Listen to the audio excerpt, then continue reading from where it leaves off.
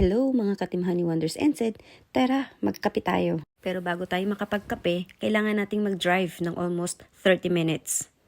Ano bang meron sa cafe na to at hindi sayang ang gas mo at ang oras mo sa pagdadrive para lang makapagkape dito? Baka magtaka kayo bakit mga baka ang nasa background. Kasi naman, habang nagdadrive kami, mas marami pa yung mga baka na yan kaysa sa mga bahay na aming nadaanan. Yeah, actually more or less 1 kilometer ang pagitan ng mga bahay dito. So kahit mag-video okay ka, magsisigaw ka, kahit anong gawin mo, maghapon magdamag ka, mag-video okay, walang magagalit sa'yo. Or kung bored ka, makipaghabulan ka sa baka. Anyway, welcome to Cafe Irresistible.